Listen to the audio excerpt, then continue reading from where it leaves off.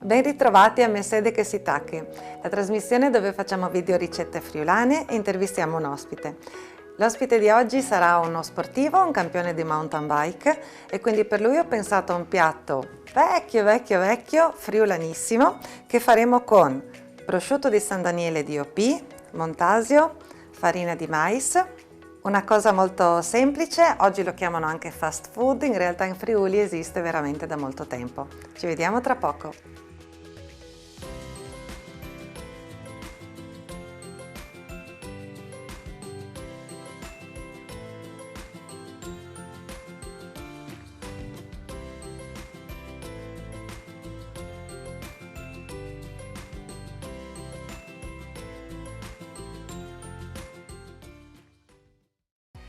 Un fast food friulano che faremo con la polenta, una polenta particolare perché mettiamo a bollire l'acqua, l'acqua bolle, mettiamo un po' di sale e versiamo 175 g di farina di mais a pioggia, mescoliamo e lasciamo cuocere per i classici 35-40 minuti.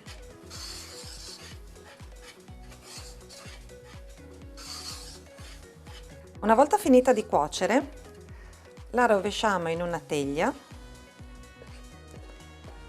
e la livelliamo.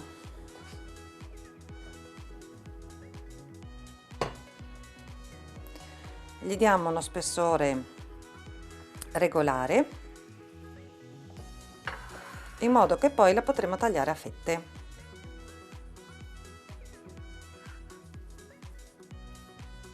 Una volta livellata la mettiamo a raffreddare e lasciamo che si rapprenda.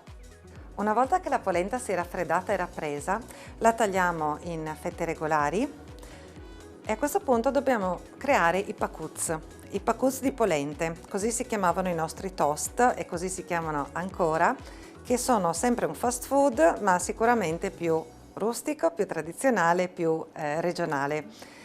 E ho scelto di fare questo piatto perché appunto per uno sportivo ci vogliono carboidrati, proteine, io non sono un tecnico alimentare, però insomma mi hanno detto che più o meno ci siamo. È anche uno snack veloce da poter portare nello zaino.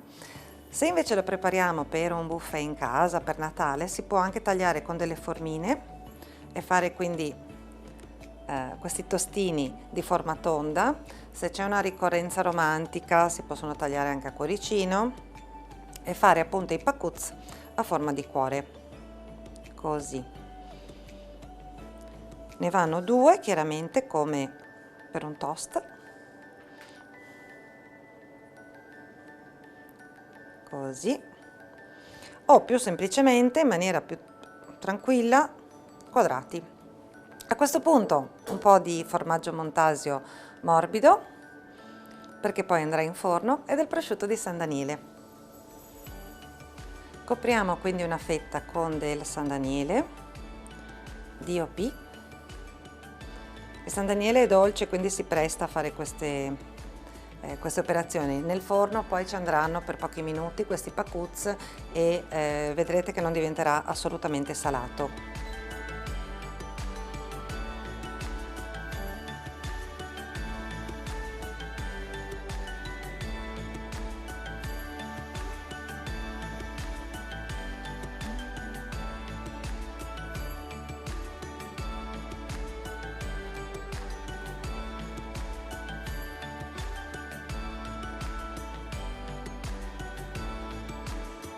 Posso fargli.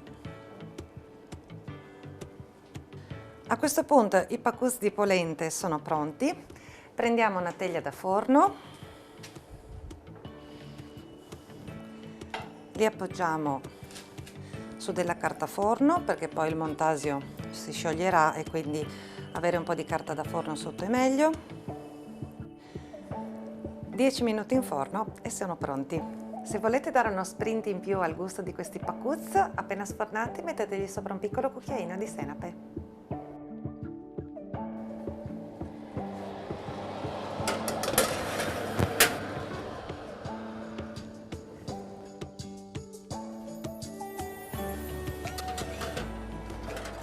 Eccoli qua, dopo 10 minuti sono pronti.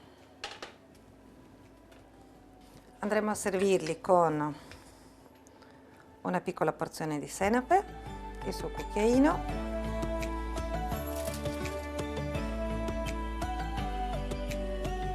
la porzione per l'ospite è pronta, questo no me lo mangio io.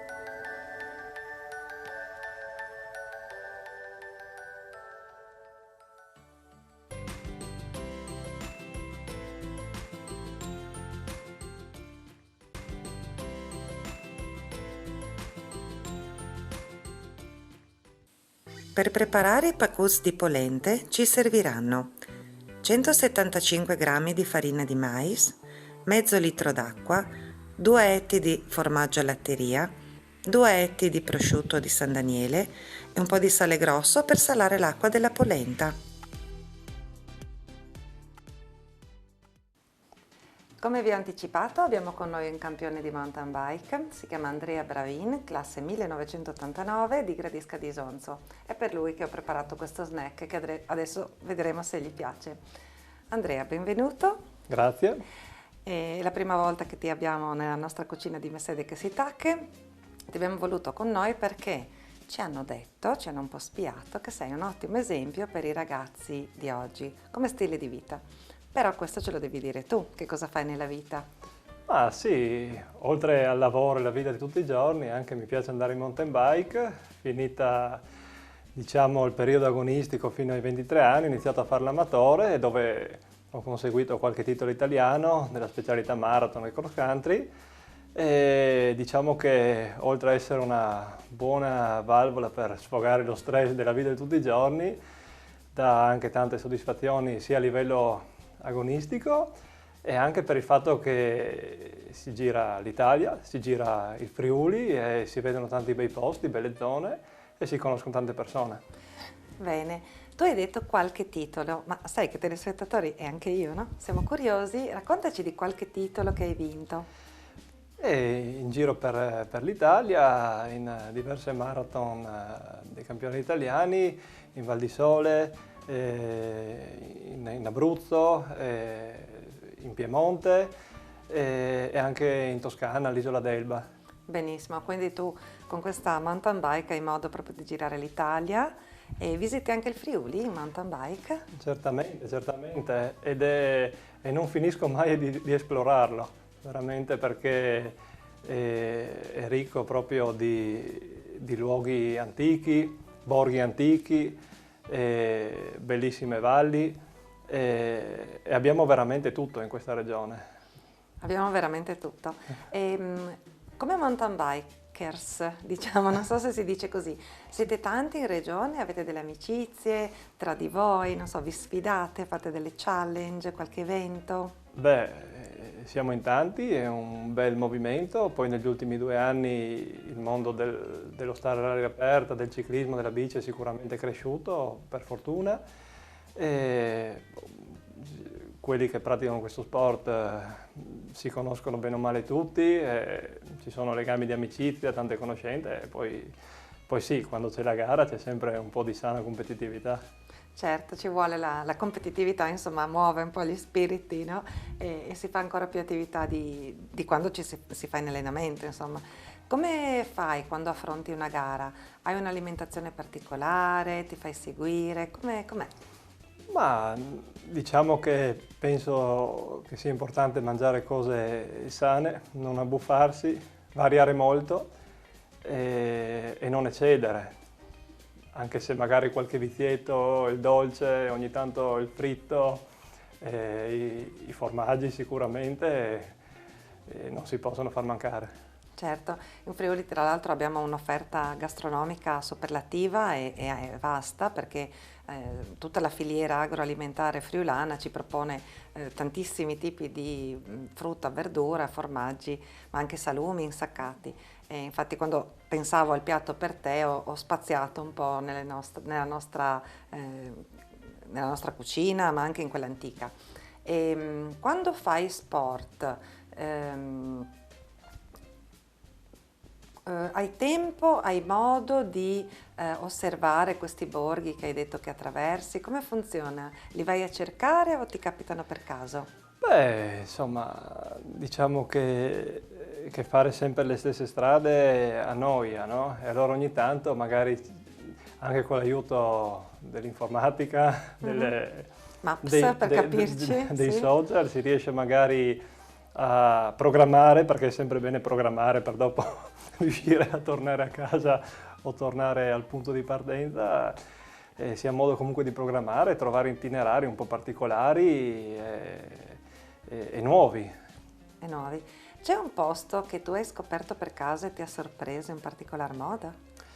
Ma ce ne sono tanti, diciamo che uno degli ultimi bei giri che ho fatto è stato lungo la Valle dello Iudrio, partendo diciamo da Albana, Sì.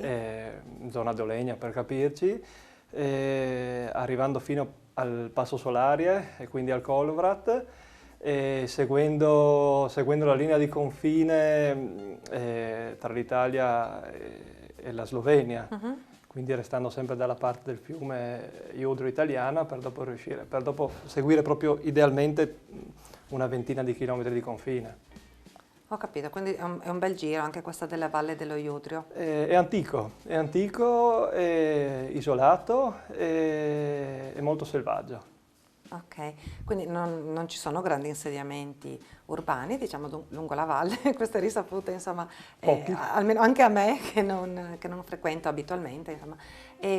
Ci sono cascate, c'è qualche... Ah, certo, ci sono, oltre al fiume che corre sulla destra, ci sono anche diverse pozze, salti d'acqua, Sì? e dopo è bello perché così mi ha colpito molto questo posto, perché man mano che si sale cambia la vegetazione e la temperatura, e si passa dalla media collina all'alta collina e quasi alla prima montagna, fino ai prati, insomma, del Kolowrat, insomma, del confine. Bene, in che stagione hai fatto questo giro?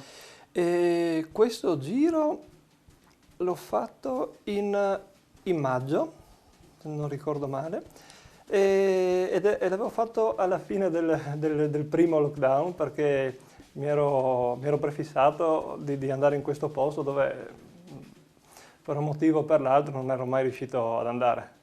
Infatti, guarda, durante le varie puntate di Mercedes che si tacca abbiamo avuto modo di parlare anche con altri sportivi e abbiamo parlato della montagna, di Aquileia, della laguna di Grado, ma non eravamo ancora arrivati alla Valle dello Iudrio, quindi grazie per questa bella scoperta.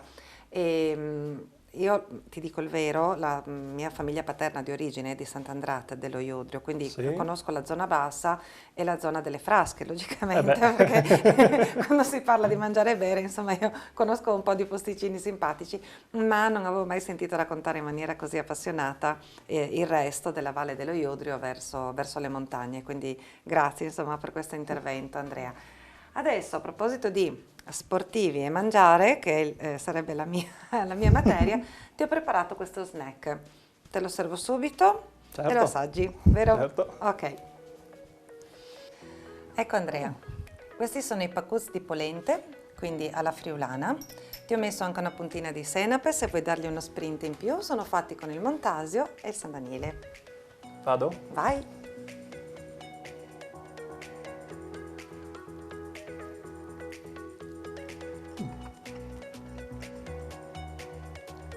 È l'antesignano del toast.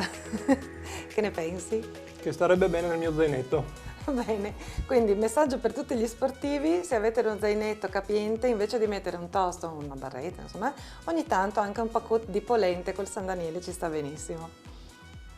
Andrea sta mangiando i suoi pakuts. Se volete seguirlo in bicicletta, fa parte dell'Unione Ciclisti Caprivesi di Gorizia. D'ora in avanti nel suo zainetto sapete che troverete anche i pakuz con la senape, perché vedo che sta continuando a intingere nella senape.